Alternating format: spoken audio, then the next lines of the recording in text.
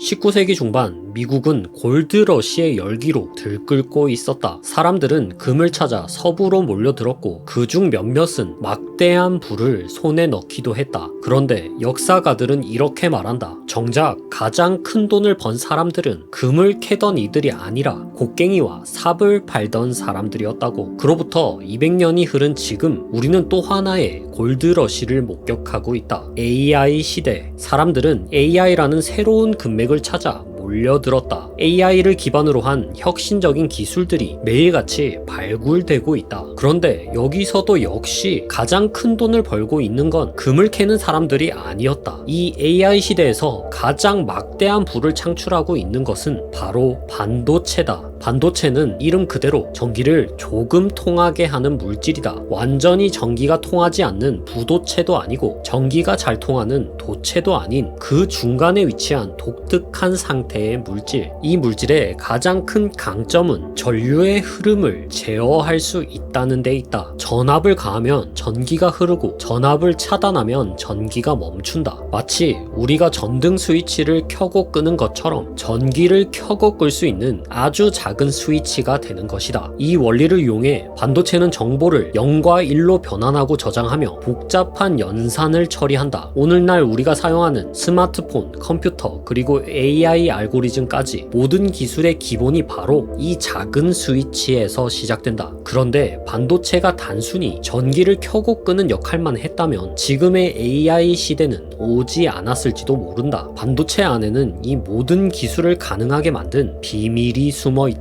바로 트랜지스터. 고작 손톱 정도 크기의 반도체 칩 안에 수억 개, 아니 무려 수십억 개의 트랜지스터가 빽빽하게 들어가 있다. 트랜지스터는 마치 수도꼭지처럼 전기의 흐름을 아주 미세하게 제어하는 역할을 한다. 트랜지스터가 많아지면 많아질수록 연산 속도는 빨라지고 에너지 효율은 급격히 높아진다. 한 번의 연산에 소모되는 에너지가 확연히 줄어들기 때문이다. 결국 반도체의 핵심 기술은 얼마나 작은 트랜지스터를 얼마나 많은 칩 위에 올릴 수 있느냐에 달려있다. 그 단위는 이미 나노미터로 진입한 상태다. 일명 나노미터 전쟁. 지난 10년간 이 전쟁의 중심에는 파운드리라 불리는 반도체 제조 기업들이 있었다. 2014년 TSMC는 20나노미터 공정 상용화에 성공하며 기술 경쟁에 선두로 나섰다. 이후 16나노미터, 10나노미터를 거쳐 2018년 7나노미터, 2020년 5나노미터, 그리고 전쟁터는 이제 3나노미터로 옮겨졌다. 대표적인 기업인 TSMC와 삼성전자는 지금 이 순간에도 트랜지스터의 집적도를 극한으로 밀어붙이고 있다. 1나노미터는 머리카락 두께의 약 10만 분의 1에 불과하다. 그야말로 경이로운 기술이라 할 수 있다. 이 작은 크기를 가능하게 한 건 포토리소그래피라는 기술이다. 이 기술은 마치 카메라로 사진을 찍듯 실리콘 웨이퍼 위에 트랜지스터 구조를 새겨 넣는 방식이다. 레이저 같은 빛을 이용해 실리콘 위에 정밀한 패턴을 새기는 과정에서 트랜지스터의 크기를 줄일 수 있었다. 하지만 여기서 필연적인 문제가 발생한다. 트랜지스터의 크기를 극한으로 줄이다 보니 트랜지스터가 결국 양자의 영역으로 발을 들이게 된 것이다. 그 중에서도 가장 큰 문제는 바로 양자 터널링이다. 양자 터널링은 전자가 에너지가 부족한데도 장애물을 뚫고 지나가 버리는 현상이다. 쉽게 말해 우리가 벽을 부수거나 넘지 않고도 벽을 통과해버리는 것과 같다. 말도 안 되는 것 같지만 양자의 세계에서는 가능하다. 전자는 파동의 성질을 가지고 있기 때문에 어느 순간 장벽을 넘어설 확률이 실제로 발생하게 되는 것이다. 즉 트랜지스터가 너무 작아지면 전자가 원래 가야 할 길을 벗어나 흐르지 말아야 할 곳으로 새어 나가게 된다는 말이다. 그렇게 되면 스위치가 꺼져 있어도 전류가 흐르는 문제가 발생한다. 이 문제는 반도체가 나노 단위로 진입한 순간부터 예정된 숙명이자 커다란 장애물이었다. 재밌지 않은가? 우리와 이렇게 가까이 가까이 접하고 있는 곳에서 이미 양자 역학과의 싸움이 벌어지고 있다는 사실이 말이다. 삼성전자는 양자 터널링 문제를 해결하기 위해 3나노미터 공정부터 기존의 핀팹 방식 대신 게이트 올 어라운드 방식을 새롭게 도입했다. 게이트 올 어라운드는 전류가 흐르는 채널을 사방에 감싸는 구조를 말한다. 마치 터널을 만들어 전류가 새어나가는 걸 차단하는 방식이다. 이 방식은 양자 터널링을 효과적으로 억제하지만 공정의 난이도가 크게 높아진다는 단점이 있다. 삼성전자의 3나노 공정은 현재 수율이 기준에 미치지 못하고 있다는 비판을 받고 있다. 반면 TSMC는 3나노미터까지 트랜지스터의 전류 채널을 3면에서만 감싸는 구조인 기존 핀팹 기술의 최적화에 집중하며 안정적인 수율을 유지하고 있다. 하지만 2나노미터부터는 핀팹 방식만으로는 더 이상 한계라고 판단해 게이트 올 어라운드 방식을 채택할 예정이다. 결국 반도체 전쟁은 양자 영역에서의 치열한 싸움으로 진입하고 있다. 1800년대 골드러시가 서부 개척과 새로운 산업을 열었던 것처럼 21세기 혁신은 우리 손안에 있는 작은 칩에서 이미 시작된 것일지도.